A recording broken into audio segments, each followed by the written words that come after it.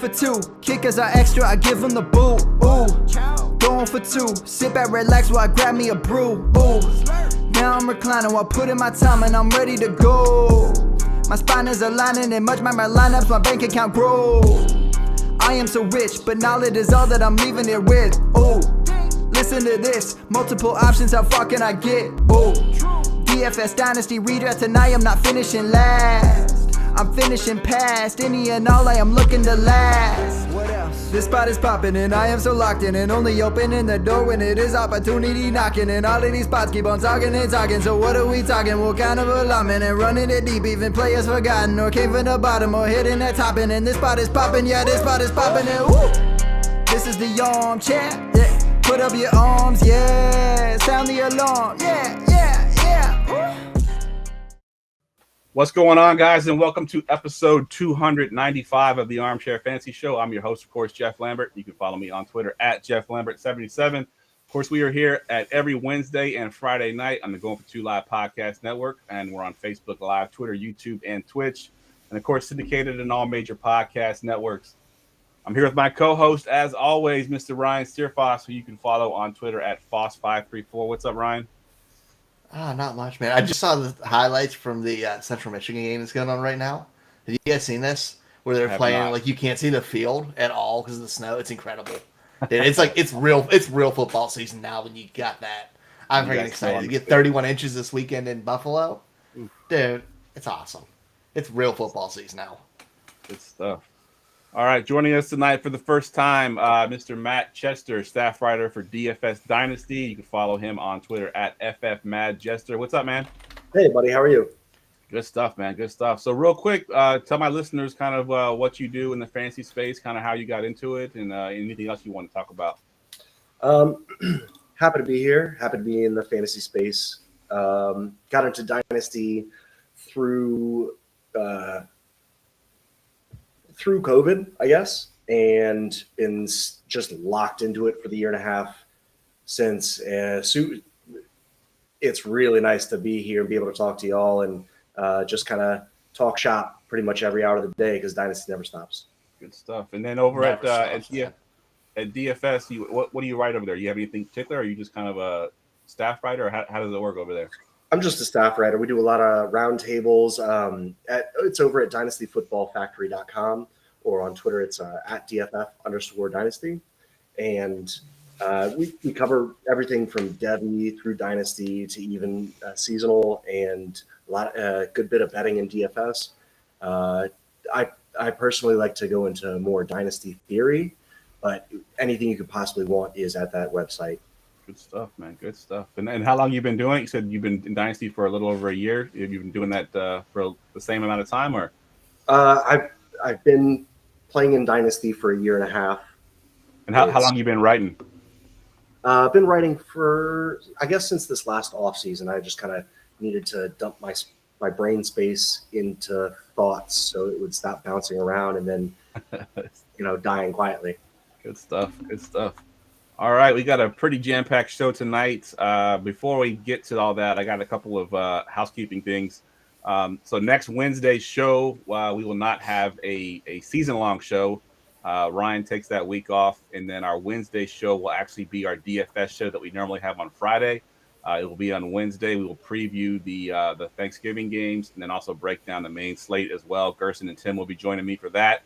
And then the following week, me and Ryan will be back on the 30th, and then we only have 3 weeks after that. It's the 30th, and then 2 weeks in December, and then that's the last show of the year. So it's crazy to think that we're coming down to the very end here, but I just wanted to remind everybody that next week we will not have a full season-long show next week. All right, let's go ahead and get into the bleep use. Hey, you know what? F*** you. Matt, you are the guest here, so you get to go first here. Who is your bleep you from the past week? I hate being the first one to be asked because this one really is going to be painful to go through, and I wanted to experience pain with Ryan to see how emotional I should get. That's the end of my notes. Emotional as you want, dude, because I'm really unhappy.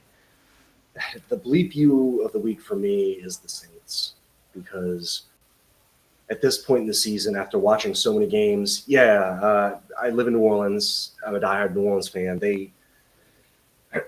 We grew up as a poverty franchise until Katrina happened, and it kind of rebirthed as the Sean Payton, Drew Brees era, and we went nuts we had a nice long run. And for the last few weeks, I've just had trouble letting the mortician put the nails in the coffin. It's tough watching my franchise like struggle and die, and not take advantage of sending off Michael Thomas when we had a chance, and not sending off Kamara when we had a chance, and sending away our draft picks to get Olave. It's just been brutal, and I don't want an apology from them. I want a clear path forward, because there's no light at the end of the tunnel for my Saints. We don't have our picks for next year. We don't have a few of our picks in the year after that. And we've got basically a bunch of dying off Brandon Cookses and one Olave that's going to want to leave before his contract is redone, because we don't have a plan short term or long term. It's awful. Yeah, it's crazy, right? Because, I mean, you're right. I mean, they had a very good run, one of the best quarterbacks ever play the game, and obviously, crazy good offenses for so long, and then everything just came crashing down like immediately, like after Sean Payton left and Drew Brees retired, and it was like, all right, now what do we do? It's like, let's go out and get Jameis Winston. He can be our quarterback, and it's been a steep decline, but it's a good franchise. I think they'll bounce back. I think you just got to give them some time. I think they'll be fine. Hope so. Ryan, what's your bleep you this week? Man, so I'm 9-1 in my main dynasty league at home, or was 8-1. I'm sorry, and all I needed Monday night was 13 points from Taylor Heineke. I don't give a shit that he won the game. He got me 4 freaking points. So we did scoring spin with Scott Fishbowl. Dude, you just had to show up and be adequate and not do stupid turnovers. But no, you fumble, you throw picks. You got me 4 points, man. I needed first place in this league. It's the league I care about the most. And Taylor Heineke, you had 1 start for me the entire year, and this is the shit show you're gonna do. I'm about to trade you for 6 just because I don't want to face. And I hope those chains made you hurt your neck that you wore after the game, because you didn't deserve them.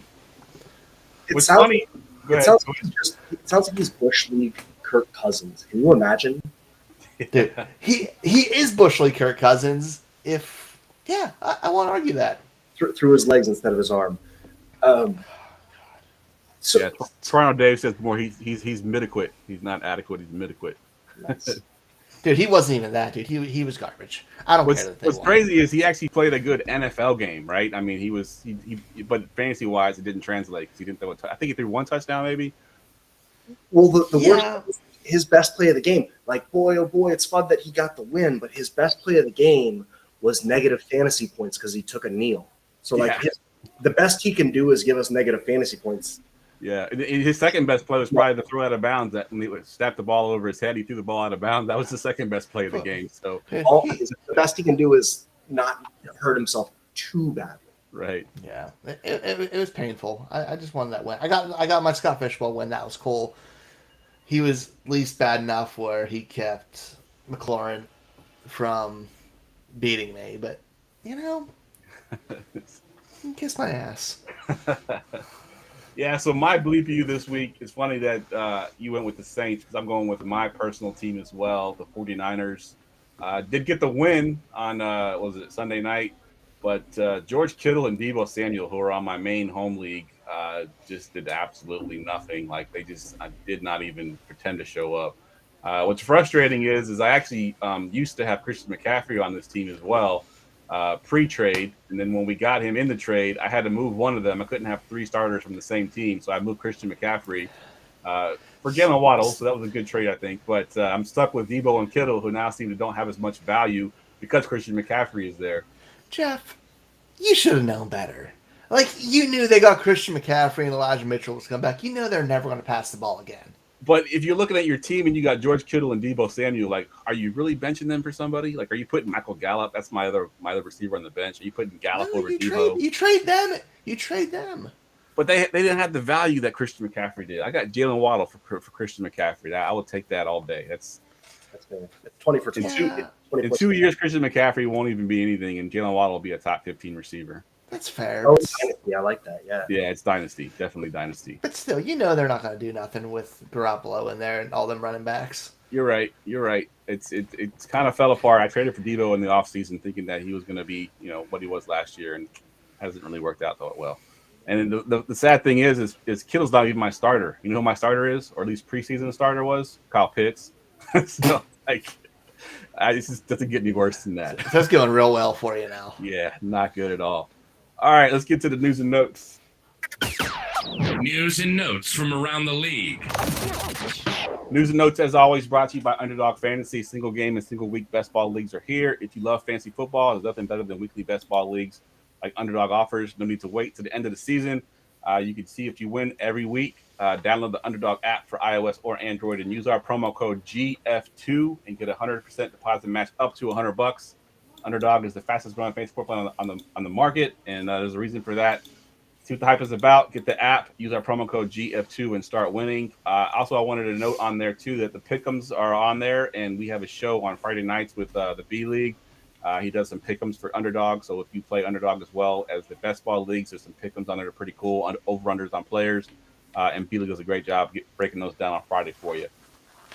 All right, so let's talk about the first note we got here, Ryan. I'm going to go to you first on this one. Mr. Deshaun Watson, eligible to return to practice. He's not going to play this week, obviously, but he'll be playing week 12, we believe, starting against his former team there. So a couple questions I got for you. One, what does that do for the ancillary pieces in this offense? Does it bump up Cooper? Does it bump up DPJ? And then if you have Deshaun Watson, if you've been holding him this long, are you just plugging them in his first weekend and just riding him out, or you want to see what he has first? It's hard because I'm a contender right now. Chances are I have a decent quarterback. Even if he comes back right away, I said the Houston game is a pretty good matchup for him, even though they play tough. And Cincinnati and Baltimore, it's not the greatest schedule for those fantasy playoffs for him. And regardless, other than Cooper, DPJ is really not it. They're a run-heavy team with Chubb and Hunt. He's probably going to be a top 12, but I don't know if he'll end up being a high end like we had just because of what's there right now. I think it might be more patience because they're playing well running the ball. Yeah. And that's what Cleveland does, and they try to do. I don't know. He'll do better than Brissett, but I don't know how much better, where it's fantasy relevant if I'm plug and playing him over a lot of guys. I'm not starting him over Tua. I'm not going to start him over Kyler, even if he's healthy. Maybe I'm questioning Kirk Cousins. He's in that range for me where I'm not fully confident on it. Fair enough. What about you, Matt? What are your thoughts on Deshaun Watson, and what about the pieces around him too? You think it bumps up Cooper in the passing options there? Are y'all mainly a dynasty show? We do redraft in dynasty. We do a little bit of everything. Yeah. Okay. I'm happy cashing out anywhere that I have anyone on their offense. I don't know how it's going to look. I don't know if to be honest, I want to root for who I want to root for in fantasy. It's fun. It can be profitable if you're really good at it, but it's a game within a game. So I don't mind just, passing up on a player if I just don't feel like rooting for them. I think it's a really smart time to sell everybody as, this giant boon to the offense is supposed to be coming. But also on a personal level, I don't want to root for somebody who's been out of the NFL for 2 years because we don't know how rusty they are. We don't know how well they understand NFL timing. It's basically he's done it before with DeAndre Hopkins in an offense that always had to catch up. Great. Well, now he's going to be in a completely different offense that's a ground and pound. He's got 2 years of rust on him, and I don't care to root for him anyway. And if most of my drafts and fantasy gaming is just I want to have fun and win, I'm okay just completely passing up the offense and taking this opportunity to sell. That's a good point, because this is the right here that you got that hype that expectation needs to come back and what he was, and we haven't seen him in 2 years. Yeah, it's definitely time to sell. If you have a decent quarterback, let's just say you stashed him on your bench and you've been riding him out, but let's say you had Jalen Hurts or Tua, those guys that kind of surprised us this year. Obviously, you're riding those guys. I think you just stick with those guys, and you can trade Deshaun Watson for a pretty hefty sum right now, especially in superflex leagues as well. Dude, there's a lot of quarterbacks playing very well this year. Yeah, you're right. All right, let's go look at the Cardinals real quick. Couple news coming out of the Cardinals camp here. One, I want to talk about James Conner a little bit. We'll go to you first, Matt. James Conner comes back from injury. We know he's not been the healthiest guy in the world, and the Cardinals give him 96% of the snaps, and then immediately cut Eno Benjamin right after that game was over with. What are the Cardinals doing here? Do you think this is a good idea, a recipe for success here, giving James Conner literally every single snap and then cutting the backup that actually did pretty well when he wasn't there? Personally, I love this idea. I'm so overloaded with James Conner because it was never, for the last few years, it's never been a good time to get rid of James Conner, which is great. It's such a nice ticket to hold to have an underdog that actually gives you 23 points a game. And you can disbelieve it as much as you want to, or you can just get on the ride and cash your $23 a week ticket and be super happy. So, yeah, I hope he just takes me through the end of the year. That's all I can ever ask for. Yeah, good stuff. What about you, Ryan? What are your thoughts here with giving James Conner this much work and then also cutting Eno Benjamin? I mean, he's a lock and loaded RB2 or higher. Like, I'm starting him every week. I'm not worried about it. It's easy. Easy. Cutting Eno Benjamin, dude. I'm not a big fan of not having a backup plan because of how well he did do while he was out. From a real football perspective, I think it was stupid. Yeah, but because he just came back from injury and you gave him 96% snaps, it's freaking great for fantasy. But it's not great for a guy who's had a ton of carries in his career and he got nicked up not to have any breather. Yeah. But you know what? Do what you do, man. Hopefully he makes it through the season and fantasy playoffs if you have him. Yeah, good stuff. We'll stay with the Arizona Cardinals here. We got one guy coming back and one guy that's gone out. Marquise Brown. His practice window has been opened up here. He should be back by week 12. And then Zach Ertz, unfortunately, out for the season. We'll go to you first, Ryan, this time. Talk about both those guys there. Dude, I mean, they're throwing the ball a lot. Like, even James Conner back, Arizona's throwing a lot of the from behind. Hopefully, Murray's healthy. But, like, Marquise Brown still has 64 targets this year after missing that time. Like, he got a ton of volume. And even if even with D-Hop there, guess who was top person targets with 69? Zach Ertz. So he's going to have no issues there. They're going to be running the 3 wide receiver sets with Hopkins, Moore, and Brown. And Moore is by far the bottom of the pecking order. Those 2 guys are going to get fed. And I'm not in on the Trey McBride thing yet. You didn't mention him, but he's part of that pie, and I think that's a wait to be seen. He could be a sneaky stash, but I'm not starting him or playing him until I see differently. Who did you say? Huh? Who did you say? McBride. Trey McBride. Trey McBride, the Titan, yeah. Like, I love the talent. I liked him coming out. I liked his draft profile, but, like, still not... Huh? He's got less than a handful of targets all year. Yeah. Exactly. So I don't know if he's going to jump right in and be trusted like Zach Ertz when you have Hollywood Brown, D-Hop, and more who he does trust. So I don't know. I think it's kind of fool's gold in fantasy right now, at least for this season. What's crazy to me is, so we had Marquise Brown, through the first 6 weeks of the season, without D-Hop. Brown gets hurt. D-Hop comes back that same week. And now we get Marquise Brown back and Zach Ertz goes down. It's like they can't just keep all their guys healthy at once. It feels like it's great for fantasy. It's great for fantasy though. Keep 2 as long as there's 2 and not 3. It's great. Yep, agreed. What are your thoughts here, Matt, on these situation here with Cardinals? I kind of want to jump ahead. There's going to be a surprise question at the end. Can I ruin it right now? Go ahead. Okay. It's a forgotten about player, and I wasn't going to do this guy, but I'll do him right now. Greg Dortch. Greg Dortch took a ton of targets through the first 3 or 4 weeks. So if we're worried about Rondale cutting in, like you said, there's a 1-to-1 with Hopkins and Ertz as Marquise is there. But if we're worried about Rondale cutting in, and I understand it because that guy's been fantastic. I think he's probably in wide receiver 1 over the last 3 weeks. Yeah, he's been getting 10 targets each week, and he's doing well with them. Like that little athletic freak. He's amazing. He's super fun to watch. He's super fun to root for. but I'm not worried about him because the forgotten about players, Greg Dortch, and if he's off the map, there is definitely enough to go around between D-Hop, Rondale, and Marquise, and James Conner. This is it. It's exciting, and maybe it's a time to buy low on Conner. Good stuff. All right, let's try to get to a couple more of these notes here. One I wanted to talk about is the split there with the 49ers, Christian McCaffrey and Elijah Mitchell. Wasn't what you would want if you're a Christian McCaffrey owner, especially because Mitchell actually looked more proficient, at least between the 20s. I'll go to you first, Ryan, on this. If you're a Christian McCaffrey owner, how worried are you about the split that they had there this past week? Slightly. I don't.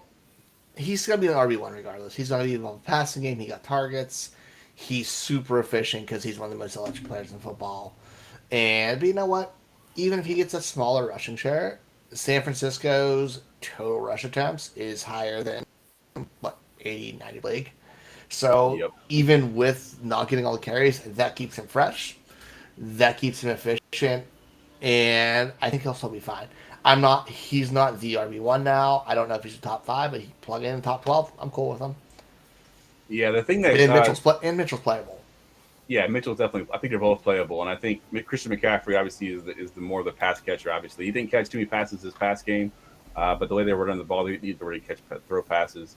And McCaffrey was in the red zone packages too, which is also key because obviously that's the money area down in the red zone there. So yeah, they said red zone and passing game, 2 most important things for a running back. Yep, agreed. What about you, Matt? Any thoughts here on McCaffrey and Elijah Mitchell and their even split? It's hard to argue with his placement mid to low RB1 reliably just because of the passing game and the offense gets touchdowns. But on the other hand, that offense has always been a ground and pound thing. And if Elijah Mitchell works out as a one-cut runner, he's probably the Rachaad White that we've been looking for this whole time. And we had a little bit of time to get him, and I worry that it's not closed. And we had a little bit of time to sell CMC and Dynasty for a first more than he deserved, and I worry that that's close too. Yeah, good stuff. Speaking of Rachaad White, let's go ahead and talk about Rachaad White. The Athletics' Greg Autumn came out and said that Rachaad White could retain the Bucs starting job when they return from the bye week after this week 11. So week 12. Ryan, I know me and you have talked about Rachaad White quite a bit, and I think I even had him as one of our stashes a few weeks ago to go out and grab him. How excited are you about this potential news that he's a starter now? Dude, I'm super excited about it. I've loved him the whole draft process. He was my RB3, I want to say, when we were doing the scouting, maybe 4. Me and my memory without having it in front, without looking, my memory's bad. But dude, he's electric. He gives them that big playability. And while the Bucs, if healthy, do have a lot of very good pieces, they don't have a guy who's a real home run threat like he can be. He's efficient in the passing game. I think we're still going to see Leonard Fournette get his, especially in the red zone. Fournette, even with White's big game, still had 14 attempts last week. But they're running the ball and learning they have to do play action because Brady's kind of running for his life. It makes sense. And I think it's playable. I don't want him outside of my flex because I'm still a little bit nervous. But it's very exciting. In Dynasty, it's amazing. In Redraft, I'm still a little slower on it. Yeah, I might try to sell him in Redraft. Yeah, absolutely not. Yeah, absolutely not in Dynasty, but I'd probably try to sell him in Redraft because I don't fully trust it yet. Agreed. What are your thoughts on Rachaad White, Matt? And did you like him coming out of college? It's an interesting profile. I like that he's a good pass catcher and he's well-rounded. But I listened to y'all's show last time, and I don't remember who was saying it, but it took note for me that the future of the Bucs franchise is worrisome. So it's hard to even bet on him as a dynasty asset. And I guess the way that I feel about him is I kind of switched over to Dynasty about a year ago completely. And in all my Dynasty leagues, everything kind of starts to look the same. I just try to get the best value out of it to kind of formulate my teams all in the same way, but with as much value as I can get. It's always going to be different because these are different. But with Rachaad White, it always worried me a little bit how the future was going to look. So in things like that where I don't really have a definitive stance, so I can't invest in them with what they cost in Dynasty, I didn't end up with many shares of these guys, and that's where I directed all my home leagues and redraft leagues and Scott Fishbowl teams and everything. And I kind of built around the Rashad Whites and the Elijah Mitchells and the guys that I wanted to hedge my dynasty bets. And Rashad White was one. Breece Hall was one of them, where I got Breece Hall in a bunch of redraft leagues because, like, man, I can't afford this guy in dynasty. So if I want to ride the ride, it has to be in, a seasonal league, a Scott Fishbowl league. And I'm really excited to have Rashad White there, and I'm okay with not having him elsewhere. Yeah, good stuff. Let's do one real quick one here. I wanted to talk about Cooper Kupp's injury. Obviously, one of the best receivers in the game right now. He is out. Not so much to talk about Cooper Kupp, but I want to talk about the guys that are still there. We'll go to you first, Matt. Who you think benefits the most here, and do guys like Van Jefferson become viable in fantasy now because of this injury? I'm just 100% out on the team. I can't commit to any single part of it. Matthew Stafford's hurt. They must understand that this is a lost year, and it's just how they gave up all their picks. As a Saints fan, I feel for him. But even Cooper Kupp with the high ankle sprain, we're hoping, if you have a Cooper Kupp team, there's a good chance you already have a bye. But when he comes back in week 15, I've been too scarred up by Michael Thomas's return after a high ankle sprain, and I don't want to invest in that kind of player anymore. So what about you, Ryan? What are your thoughts here? Anything that you want in that offense? Man, I'm with him. It's depressing. And I want to say Allen Robinson. I'd love to say Allen Robinson. But if it's not, he's done. Like, this is, if he can't do it now, don't ever draft him again. He's washed. Like, if he's the only target there, washed. Maybe Higbee picks up a little bit of it because they kind of funneled their whole team through the middle. Other than that, man, I don't trust Van Jefferson on a day-to-day basis. Ben Skolnick, however you pronounce his last name. Huh? It rhymes with ironic. Skolnick. Skolnick. Yeah. I mean, he's gotten too many targets. Like, this team's bad. This is a bad football team. And it's, when you talk about, like, if it goes downhill this year, this collapse with how few draft picks they have and what they've given up is going to be epic. Like, you might not want pieces in this Rams team offense for 3 years because they have that little young talent. Yep, I'm with you 100%. If I was McVay, I would just think it's retiring right now, or at least get leaving. Like, it's not looking great. A slightly older, wiser McVay is Sean Payton, and he did get out a year early because we're watching Dennis Allen do to the Saints what Sean McVay is kind of doing to the Rams. But Sean McVay might be stuck there for another year and tarnish his phenomenal name.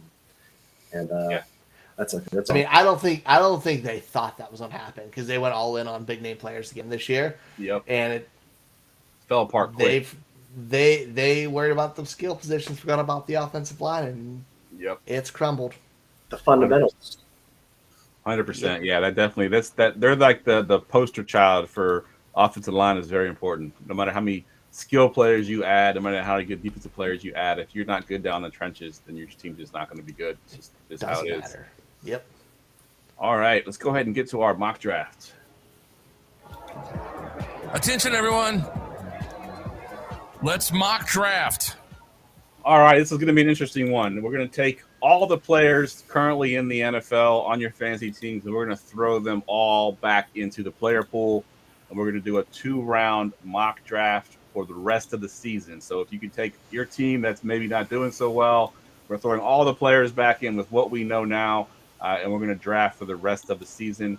And Matt, you got the first pick here at the 101, and this is Superflex, by the way. So Superflex draft. Who are you going with here at the 101? There are enough difference makers. Oh, okay, so let me get this straight. Are we drafting 12 different teams? Just do it like his best player. Like it's just BPA. Okay, yeah. So it's not versus you. Yeah, you're not building a team in 2 rounds. Oh man. Okay, because if that was the case, I would take Kelsey. That would be the easy thing in a 3-person build. Okay, that's off the table. Still give me Mahomes. He's still my 101. He does freakish things. He's getting people back, or not back, I guess. He's getting a secretly disgusting new weapon with Tony. He's going to be getting Juju, who he's grown chemistry with over the last 10 weeks, and they're starting to really flash to where Juju's been like top 7 over the last 3 weeks in a row. He's got Kelsey, always amazing. And they're starting to not care about the run game at all, because CEH is not getting he's getting like 6% snap share. It's ridiculous. So give me Mahomes. All right, Mahomes. It's going to be the nuclear. Mahomes 101. Ryan, where you going here at the 102? I'm going like the most anti-Ryan pick ever. And that's because I'm such a RB early kind of guy, even in Superflex. And obviously there's superstars quarterbacks there. But right now, what Justin Jefferson's doing is just so incredible. And it's not because of this monster game he just had this week. It's because it's every freaking week he is putting up. He's had in the last 6 weeks, his lowest total was 98 yards. Are you shitting me? Like, he's unbelievable. He's consistent. He's heavily targeted. He's just an absolute superstar, and you don't get that kind of consistency at any position. And Justin Jefferson's it. And I can make up for quarterback later, because quarterback, like we talked about earlier, is stacked this year. So I'm willing to wait a little bit. Yeah, that's a really good call. And Kirk Cousins just got to the point where he just throws it to Jefferson no matter what. He could be covered, double teamed. He doesn't care. He doesn't care. He was in that catch he made. He was double teamed, and that should not have been thrown to him. And he just doesn't care. Yep. He's unbelievable. You know what I think? Have y'all seen the video of them on a plane and just layering up Kirk Cousins with chains and stuff? Yeah. Like he's got a soul and having a bunch of fun. They're kind of doing that on the football field, where they're just like, "Hey, man, let us go earn it, and you do what you do." And he's doing it. That's all they ever asked him, and he's doing it. Yep, pretty awesome. All right, I'm up at the 103 here, and I'm going to stick traditional here, and I'm going to go quarterback, but maybe that was the quarterback you think I would go with. I think Josh Allen was a consensus 101 preseason, but I'm going to take Jalen Hurts here. Jalen Hurts has been absolutely amazing. I know he didn't play a great game last week against the Commanders, but he was still pretty damn good. Obviously, the rushing ability, he's got two of the best weapons, between Goddard and A.J. Brown, and then, of course, you got Devonta Smith there. So Jalen Hurts is my pick here at the 103 Superflex League, and I think that's, he's shown us that he's definitely one of those top 5 quarterbacks going forward from now on. If you doubted him before, there's no way you can doubt him anymore. He's done it all. All right, we're back to you, Matt, with the 104. I'm just going to go default and take Josh Allen, because that's an easy pick at 104. You have to do it, period. Yeah. He's, like I said, he was the 101 preseason. He hasn't done anything to really, discourage that. I just like Jalen Hurts more, but yeah, I got to go there. All right, Ron, you got the 105. Lamar, like, even with everything, with players being injured this year, it hasn't really mattered because they do have a great offensive line. But the thing with Lamar for the rest of the season, the Ravens have the easiest schedule in the NFL. Like, bar none. Their schedules: Carolina, Jacksonville, Denver, Pittsburgh, Cleveland, and Atlanta, Pittsburgh. That's ridiculous. He's going to freaking feast for the fantasy playoffs, and it's going to be beautiful. Homer. And I have a lot of Lamar Jackson. Good stuff. All right, so I'm up at the 106, and I got a few different ways that I can go here. A couple quarterbacks still on the board if I wanted to go quarterback, but I think I'm going to go with the RB1 currently right now, and Mr. Austin Eckler. He's the Christian McCaffrey basically of this year. He's catching every pass, he's getting every carry, every touch in the red zone. He's scoring left and right. He's getting all the work. The 2 receivers have been out, Mike Evans and Keenan Allen and Michael Williams have been out. And he's just been balling out. And I think just him and Herbert, going forward, I think they're continue doing that. And I'll take the RB1 here, Mr. Austin Eckler. All right, 107, Matt. I love all the explanations for your Austin Eckler pick, because I'm going to take Justin Herbert right here. He has not been performing as if he should have been in the first 2 rounds in a rest of season Superflex draft. But Keenan Allen and his old butt are about to come back, and Mike Williams is about to come back, and Austin Eckler is doing quite well. So let me get the guy that we all thought was consensus first round 3 months ago for the first time that he's going to have his weapons for the rest of the season, hopefully. Justin Herbert. Great pick. Great pick. Ryan, you got the 108. Should I go normal or weird? Go weird, man. Let's do it. Go weird. Justin Fields. I almost went Justin Fields for my last pick. That was I was trying to decide. I don't even care that he's not doing that much of it as a passer. The Konami code's fully activated. We're at top 8 fantasy points in 5 weeks in a row, top 5 4 weeks in a row. The way he's running the ball, in that stretch, his lowest rushing attempt is 60 yards. Dude, they're just letting this dude go. They're just saying, go out there and play football. We know our coaching staff and receivers and weapons are bad. Just run around, have fun, and play. And dude, he's electric. And it's awesome. And he gives you that advantage coming in because bad weather comes rolling around and teams start running the ball. When your quarterback can do that, that's real helpful. Yep, I like it. It seems like Justin Fields is Jalen Hurts with a cannon and draft capital. Yeah. That's fun, man. How do you not dive in? Minus all those weapons. But yeah. Yeah. Dude, a lot of them, those weapons. But dude, it's so great. It's all fun. right. I'm here at the 109, and again, I'm torn on which way to go here. There is a receiver on the board that I like, and there's also a quarterback here that I like as well, and actually from the same team. But I'm going to go ahead and take Tyreek Hill, the receiver. He's on pace to break records this year. I know he had a bad game last week, but I think that was a stat that I gave out on our DFS show that in the history of the Dolphins, players that have 10 catches and 150 yards or more, Tyreek Hill is the leader in that category in the history of the Dolphins. And he's been there for, half a year. He's done it now, I think, 4 times. He's done it more than any other Dolphin has ever done it. So Tyreek Hill is a beast. Tua targets the hell out of him. So I'm taking Tyreek Hill here, who I think is the wide receiver 1 overall, if I remember correctly. If not, it's Diggs or Jefferson. One of those two are in there. Dude, he's ridiculous. All right, you got the 110 here, Matt. I wonder where Austin Eckler sits in that wide receiver 1 category between catches and receiving yards and receiving touchdowns. But in the meantime, I'm going to steal Ryan Searfoss's guy because you just talk so well about Tyreek Hill. I got to take Tua. That dude, I should have taken Fields at the last pick. You sneaky little guy. But Tua is the clearest pick right now because dude's on fire. Nothing's going to stop. Enjoy the ride. It's so fun. Good stuff. All right, Ryan, your last pick in the first round here at the 111. Taking Saquon. The Giants are trying to play winning football and get in the playoffs, and if they have any common sense, them winning goes through Saquon. Like, he's getting 20 attempts almost every single game. He had 35 attempts last week. They're just letting him carry him. They're going to run him until the wheels fall off. It might be long-term dynasty. It might be shorter term than we expect because of the way they're running them. But right now, man, I don't care. He had 35 attempts last week?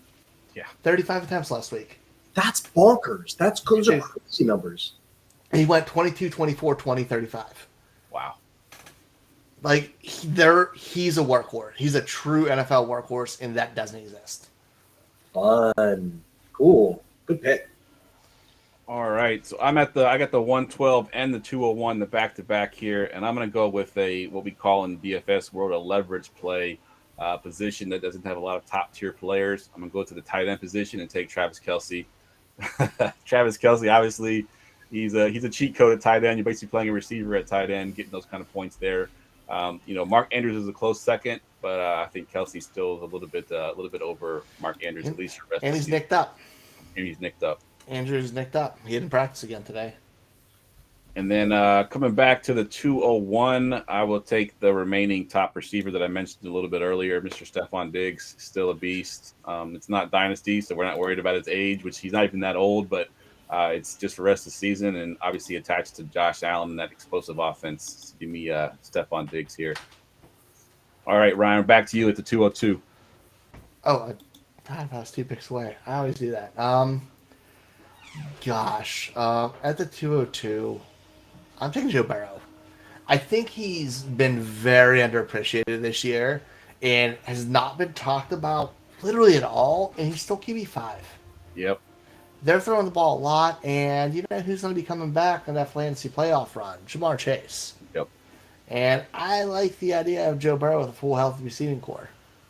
Yeah, that's a good call. He's been carrying my Scott Fishbowl team. Thankfully, I took him in the first round, and he's been my team has fallen apart otherwise, but I'm still in the playoffs because of Joe Burrow. He's been balling out, especially that game where he just had like 6 touchdowns or whatever he had that 1 week. It was insane. You're still in the playoff. You're still at the playoff hunt at 500. I'm still at the playoff. Yeah, I actually have more points than most of the teams above me, and I'm only 500 because in the league that I'm in, I got 2 guys in the top 100 in my division.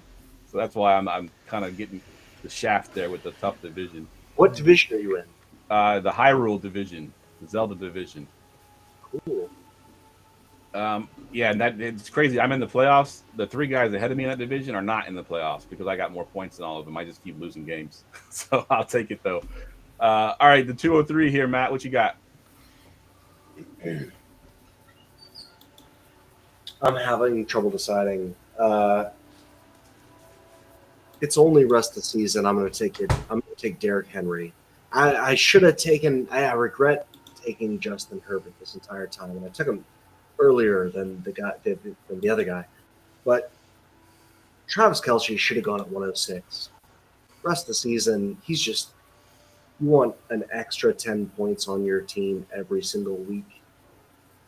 From the tight end position, especially because, like I said, he's putting the receiver numbers from the tight end position, which is insane. Easy pick. But yeah, okay. Derrick Henry is crazy, right? Because Derrick Henry, you don't think of him as a pass catcher. And I was doing research last week for DFS, and I was looking at opportunities, which is basically targets plus carries. And Derrick Henry still leads the league in opportunities, even though he doesn't catch passes. He gets the ball that much. It's insane. So I like that pick there with Derrick Henry.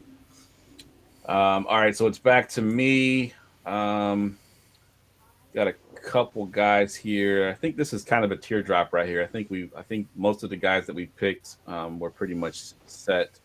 But at this point, I'm looking at like DeAndre Hopkins rest of the season. Nick Chubb is still on the board. Devontae Adams with his crazy up and down. You know what? Since we're not team building here and we're just picking best player available, I'm going to go with the other guy in that Miami offense and go with Jalen Waddle here. I love Waddle. And the chemistry here with Tua, you know, he gets targeted like crazy. Hill's getting all the accolades because he's getting all these yards. But if you look at the touchdowns, Waddle's getting more touchdowns. So I'll take Waddle in that offense as well. What are you going to say, Ryan? You have something you wanted to say? I could tell by your face. Oh, no. I love that pick. You're good. Oh, okay. I was thinking got a comment. All right. I was just thinking about the Waddle touchdown celebration. It made me smile. That's all. Oh, yeah. It's the best in the league. I love it. It is. It definitely is. All right, Ryan, you got the 205 here. Dude, I'm going super freaking boring. And I don't care because this is consistency at its best. That's Nick Chubb. His worst finish in any game this season was RB25. Nick Chubb is so good and so underappreciated. And again, going back to the winter weather and getting colder, you know who does well? The big, strong running backs, and that's Nick Chubb. And he has a pretty nice playoff schedule as well. Yeah, Nick Chubb this year is so frustrating for me because I had him in my home league. I actually drafted him as a rookie in my dynasty league, and this was the year I traded him away finally, thinking that, okay, he's uninvolved in the passing game. He always has at least 4 or 5 games he's out injured. You know, if he doesn't score touchdowns, he doesn't give you those points. And then, of course, he goes out and has his best season of his career. So I'm like, damn it, I could have held him for one more year. But, yeah, Nick Chubb's been a beast this year. He's getting involved in all kinds of ways in that offense. I love that pick there. 206, Matt. Man, you guys have had some just monster picks so far. I'm having to refer to my notes now. Yeah, I literally have sleeper pulled up, and I'm sorting by fantasy points to remind myself who's here. Me too. Yeah, it's rough. I think we're seeing a division right now between reliable and potential. So let me ride that crest, and I'll take CeeDee Lamb. Nice. CeeDee Lamb seems to be hitting his stride as Dak is coming back healthy. He's going to be a workhorse. I am dynasty brained, which should count against what I'm saying, but CeeDee Lamb might be the guy. And you know what? I'm disappointed in AJ Brown from yesterday. He might have rolled his ankle. We don't know if the team is going to collapse, whatever. AJ Brown, I think, is at his highest value. And CeeDee Lamb, give me that guy. All right. So back to me at the 207, and I was considering CeeDee Lamb there as well. And I think the choice is up to these receivers here. I do think AJ Brown's on my list.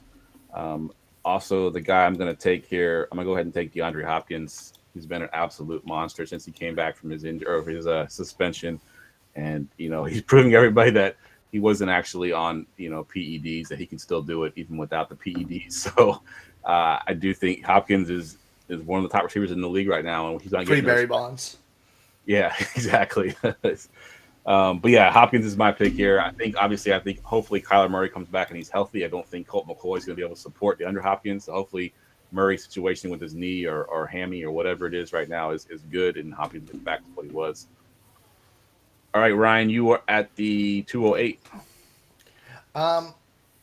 So I know Mark Andrews may or may not play this week, but we're talking this dude is right now has played 1.5 quarters in the last 3 weeks, 4 weeks including the bye, and is still the tight end 2. He is that much of a jump from, well, with health wise, TJ Hawkinson's tight end 5, and he's still almost 10 points behind Mark Andrews, who's missed all this time.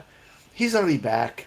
He's still the apple of Lamar Jackson's eye, and his number one target is guaranteed 8 to 10 targets a week, and you don't get that in tight end position. If I have to suffer through a week, I have to suffer. But man, that playoff run for Andrews, I like that. Yeah. And again, easiest schedule in the league. Yeah, that's a good call. He definitely is one of those difference makers for sure. I think last year he was maybe even top 5 in overall points if you played in the tight end premium league, because I had him in a few leagues and he carried me. All right, Matt, we're back to you at the 209 here. I'm really glad you took Mark Andrews. It was going to be impossible not to take him here, and I would hate to do it just because I've already picked. No, I guess I haven't picked a tight end yet, have I? Yeah, I think only Kelsey and Andrews are off the board at the moment. Yeah. Wow, I'm so off brand. It's ridiculous. All right. Chubb gone, Barkley gone, Tyreek Hill gone. This is rough. It's getting into rough territory. Nothing is sticking out to me. There's one that's mentioned in the chat here on the side that I considered, but Oh yeah, he's still available. and it's crazy. It's crazy that he's still there. Okay, I'm not going to say who I think it is because I'm going to be wrong, because it's not crazy that ETN's still there. So let me think for a second. Who else could be? Would you all give me a hint? What position? We talked about him earlier in the show. Well, that's so many positions. Yeah. That's Give me a position. Give me a position. So I traded him away because running back he was on a new team. Running back on a new team. He got traded before the trade deadline. He was the consensus top 3 position. Oh, CMC. Yeah, there you go. You know what? I'm not going to do that. I'm not putting him in the first 2 rounds. That sucks, right? Sorry, CMC. It's gross to say. Yeah, not even rest of season. I wouldn't take him first 24. That's rough because I could always take Elijah Mitchell like 10 rounds later, and that dude, I'm going to count Elijah Mitchell for like 14 points a game, anything between like 11 and 17. And I'd just rather pay that price than pay the CMC price and just be devastated forever because I mostly play Dynasty. Yeah, I don't know who to do rest this season. I'm so sorry, guys. You're good. Oh, I'll do Travis Etienne because I love the dude and he's young and he's virile and they're giving him the workload. And It's a great pick. Travis Etienne for 25 points a game. Give it to that. Yeah. Yep, I like that. All right, so I'm up, and I will take Christian McCaffrey here. I obviously we talked about it in the beginning of the show about how him splitting with Elijah Mitchell, but he does get the passing work. He gets the goal line work. That offense is pretty efficient. If it doesn't score a ton of points, it's at least efficient. It will be in the scoring area quite a bit. So I will take Mr. CMC at the 210. Ryan, last pick here, 211. What you got? I'm going weird again. I'm just one of the moods tonight. I'm going to Ramondre Stevenson. I know it sounds freaking insane right now. Ramondre Stevenson's been top 10 for 4 weeks straight. And since he's gotten the starting job, he hasn't fell out of the top 24 running backs. He's been an absolute workhorse in New England. And even with Harris back, he's involved in the passing game. He's freaking good, man. Yes. Like, he is an every week starter in fantasy. And I love it. Yeah, he's a beast. I actually drafted him in my home league in the 3rd round, traded him away, thinking I was trading him away, at a peak, and I'm regretting that now, obviously, because I should have just kept him as a 3rd round pick. I should have just kept him. All right, Matt, you finish off here. What we got here for the 212? Who was 101? It was Pat Mahomes. Pat Mahomes is 101. Yeah. Okay, so 212 should balance that just a little bit. And this rest of the season. So A couple of top guys here that we got still listed. These points per game. You got Josh Jacobs, Joe Mixon is still on the board, AJ Brown is still on the board, Alvin Kamara. There's a big one who's been injured, who's on the board still, who I kind of forgot about until right now. Oh, you're right. If If it's J.K. Dobbins, you can have him.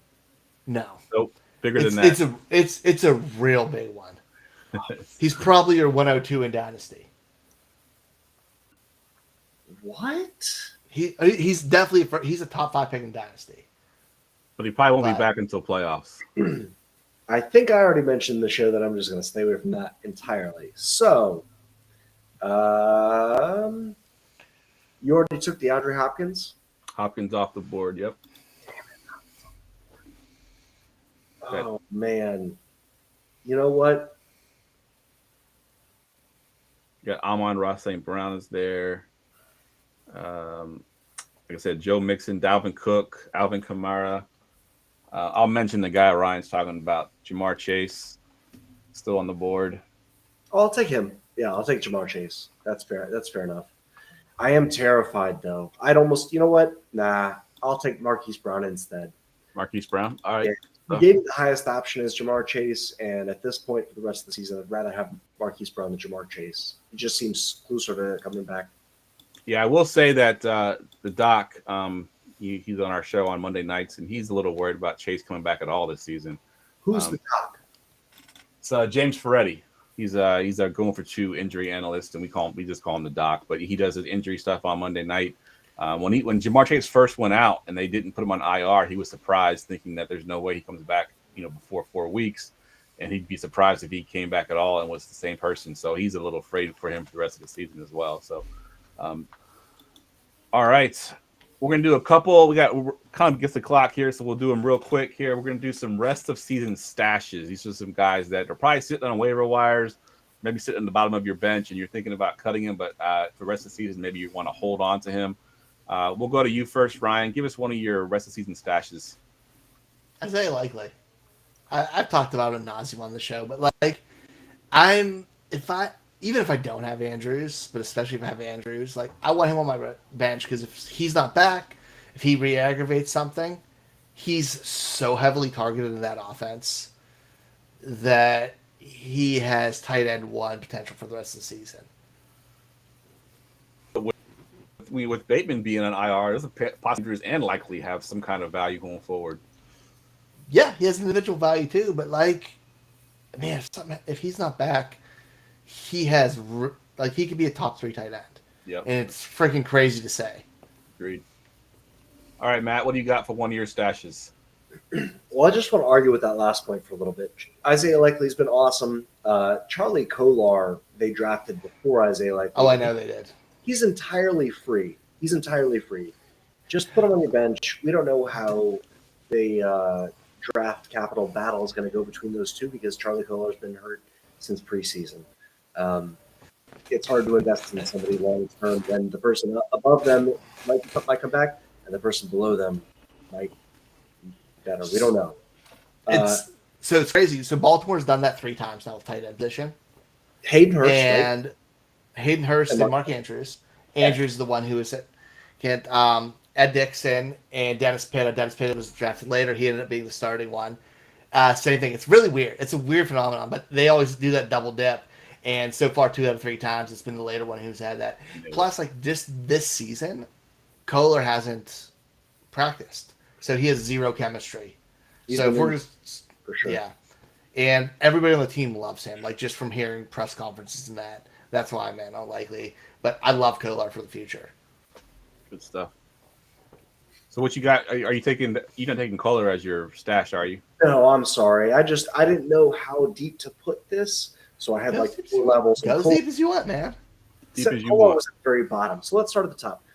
Hollywood. I don't know how deep your leagues are or how much anybody believes in him or how much you personally believe in how foot injuries will end up because it's always scary for quick little dudes like that. How are they going to end up for the rest of the season when their foot is hurt? Are they going to be a decoy? Is it going to be a super spread offense and they're not going to get 14 targets again like they used to? And it also because he's coming off IR, it might be too late to acquire him from contenders that were worried. They might be like, "Oh, I was contending and I held on, and now it's going to pay off." So he might not be available. So rest of season stashes, I had to cross off my favorite player, Hollywood. I guess the next people up would be Chargers wide receivers. I think they could be easily gotten, and I think that Justin Herbert is good enough, and I think that their team will revert to a pass-happy offense, and whichever one plays for you weekly will pan out. I like it. Yeah, because you're right. Their value is still down. I have a guy that I traded Keenan Allen to before the season started, and he's pissed at me right now because he hasn't played much all season. But he's still down on Keenan Allen. He's afraid he's going to come back and get hurt again. So his value is definitely depressed right now. If he can stay healthy the rest of the season, he's definitely a good option. So I'm going to go a little deep. I'm going to go with the current Cardinals RB2, Mr. Keontae Ingram. We talked about James Conner and his injury history, and he just played nearly almost every snap this last game. My confidence that he stays healthy the rest of the season is not very good. If he goes down, Ingram has shown some flashes. He actually had a touchdown in a Thursday night game, I believe it was. Actually had 2 touchdowns. One of them was called back on a penalty. But I do think Ingram, if he gets the shot here, has some value down the season. So if you got room on your bench to stash Mr. Keontae Ingram, he's probably sitting on waivers right now for you. So go out and grab him. Let's do one more. We'll go around one more time, Ryan. Give me one more stash here. Nico Collins. We saw the nice week this week with the 10 targets. He didn't really put up a ton, but you know what? He was heavily targeted. And Brandon Cooks with a wrist injury. We don't know how long, if he's going to be back yet, if it lingers or what. But Nico Collins, if he's getting there, he gets the targets and he gives them a red zone threat, even though he only scored once this year.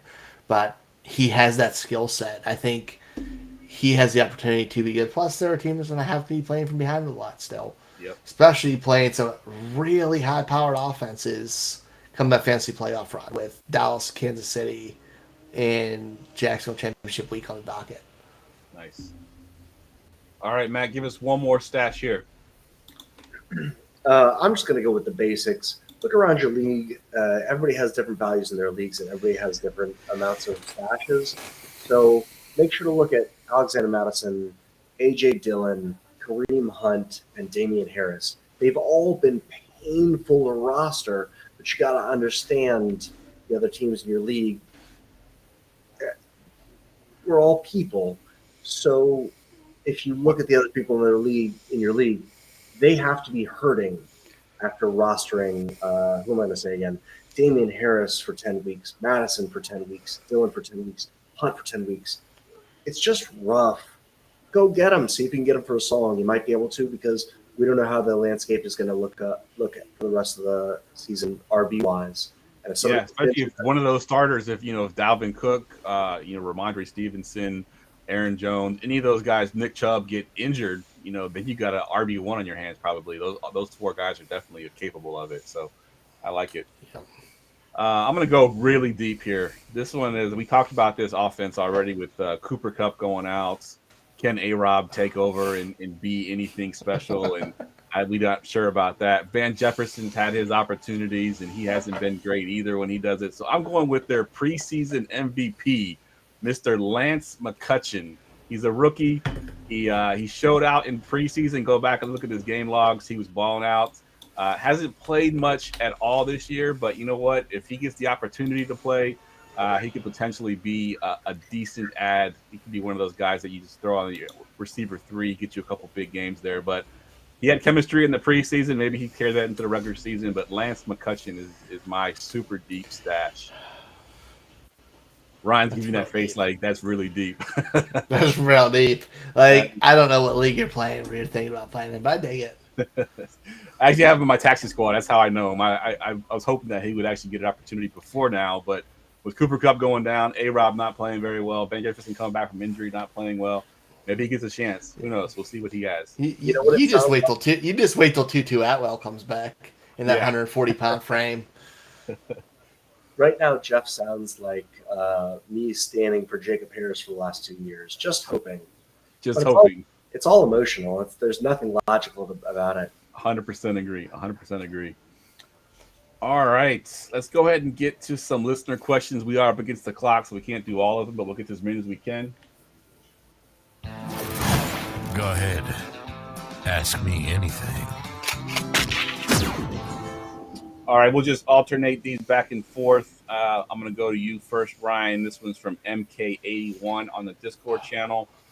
He wants to know what side wins this trade here. Chris Godwin and Aaron Jones for Fields and T. Higgins.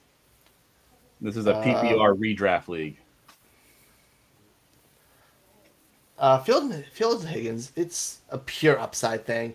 I love all 4 players involved, but I think Higgins still has that upside, especially with we don't know about Jamar Chase, and Justin Fields is playing a superstar right now. And if you need a quarterback or don't, I think Fields is very, unless you have a top 5 guy, Fields is a league winner right now.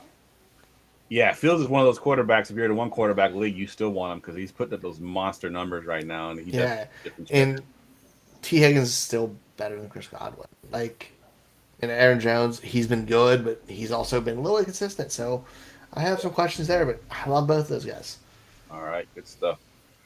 All right, Matt, we'll go to you on this next one here. Let's see. Let's go. He got offered Patterson for Raheem Mostert. Do you accept it? So Cordell Patterson for Raheem Mostert. Which side do you want of those 2 players? What a horrible question. But I'll take that. Yes. I mean, I love Cordell Patterson. So Me too. So you know what? Give me the guy that I want to root for.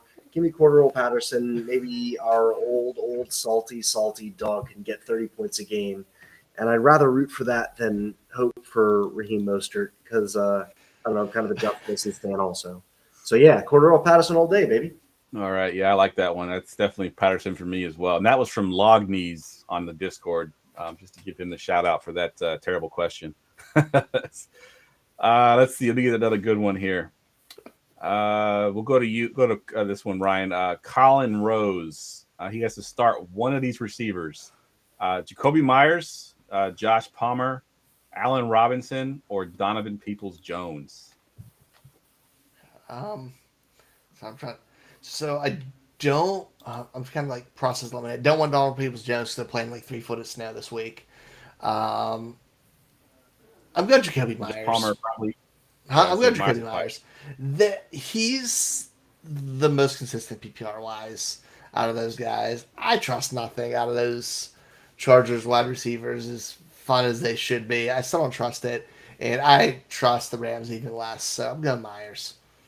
Good stuff. Yeah, I'd say Myers too, because like I was going to say, Josh Palmer is good when Keenan Allen and Mike Williams aren't there, but they're probably going to be back this year or this week. And then Allen Robinson, obviously, we talked about how bad that offense is, and Peoples Jones in that weather. Yeah, no thanks. I agree with you. I think it's Myers for me as well. 3 feet of snow? No, thank you. All right, it's like they're running in mud in that. Between all of them, it's like which one of these is not like the other, and it's just Jacoby, the underdog. You want to root for him, so let's go. Yeah. Agreed. All right, this question here seems to be tailor-made for you, Matt. This one's from NFT Hero. So two guys. One guy you've definitely talked about. Another guy that you've mentioned. He's on your team. But Mike Williams or Olave for this week in a PPR league. So Mike Williams or Chris Olave. Who are they each playing? Chargers play the Chiefs and the Saints. Who do the Saints play this week? The Saints play the Rams. The Rams. So he might get that Jalen Ramsey treatment. Whether you believe in him still or not, but I still do. I wish you didn't have to say that, because without that little impediment, it would have been super easy to just go with Olave. I don't ever want to play somebody on their first week back as a general rule, and that can pretty much supersede any other analysis I have. I don't want to play somebody on the first week back after a long absence. All right, so you're going Olave. Gotta go. All right, let's get to our forgotten fantasy player. Get ready for GoingFor2.com's Forgotten Fantasy Player of the Week. All right, Matt, you cheated a little bit and kind of hinted towards this guy earlier, but go ahead and talk about your forgotten fantasy player. I don't remember which direction I was taking earlier. It might have been something that's really close to my heart and super hurtful every time I think about it. Is it too early to talk about Alberto? Nope. Go ahead. He might be forgotten. He's already forgotten. So emotionally, it's going to be too close for me to talk about Alberto. Let's talk about Jonnu Smith. Jonnu Smith was my dude last year. I really wanted him to be the thing. Sometimes you get you get a little bit of an advantage in Dynasty when you work against recency bias. So coming into last year, Jonnu Smith in 2020 for the first 5 weeks was the overall tight end one, right? Then he got hurt, and for the next 12 weeks he was pretty much irrelevant, which makes you think like, I'm going to be so clever and watch this dude and see what happens. And then Bill Belichick, the cleverest dude in the league, he spent $50 million on Jonnu Smith for a 4-year contract, which is just bonkers at the time. And at that point, you're thinking, this dude is going to make waves. He's at least going to catch 20 touchdowns every week, right? He has to. And for probably 25 weeks now, I just wonder where Jonnu is. He's done. Yeah, it's crazy because I actually owned Jonnu Smith in one of my dynasty leagues when that trade happened, or that it was, I think, a free signing actually. And then the very next day they go and sign Hunter Henry, and I'm like, really? Like, he just spent all this money on Jonnu, and I was all excited, and now he got Hunter Henry in the mix too. Like, what are y'all doing? But yeah, definitely. So happy. Yeah, he hasn't been good. Hunter Henry's been the better tight end to own since then. You know, Jonnu Smith, we want him to be the athletic tight end, but he's gone to New England and just kind of died, unfortunately. All right, the guys, that wraps the podcast up. Let's go around the room. Give us your Twitter handle, and if you wanted to plug anything that you're working on, we'll go to you first, Matt. You can find me on Twitter anytime. I just hang out and don't take it too seriously because pretty much everything's just a joke. I'm at FF Mad Jester, like a crazy clown. I work for at DFF _Dynasty. You can read articles on pretty much anything from Devy leagues through Dynasty Theory, through weekly player takes, through DFS, the whole gamut. It's awesome. And that's at dynastyfantasyfootball.com. Stuff. Brian, what you got going on? Find me on Twitter, Foss534. Find me here every Wednesday night. Find me over at the Rookie Big Board, the Dynasty Big Board podcast, where we talk everything Dynasty and some shenanigans. Good stuff. As always, guys, you can follow me on Twitter at JeffLambert77. I wanted to remind everyone one more time there will not be a season-long show next Wednesday. It'll be our annual Thanksgiving special for the DFS crowd out there. So we will see y'all again in 2 weeks. So I'm getting paid vacation. Yeah, Matt. Brian's getting paid vacation. He's going to be. I don't even know what you do for Thanksgiving, but I just know you always take that week off. Yeah, You do just stuff. company. Yeah, you just do You stuff. look like you bow hunt turkey. Oh, dude, I wish. It'd be awesome. No, I just normally get drunk and then eat. But I'm actually doing nothing this year. But it's cool. I'm not. It's good. It's just a relaxed night for me. Good stuff. All right. For Matt, for Ryan, I'm Jeff, and we will see y'all in 2 weeks.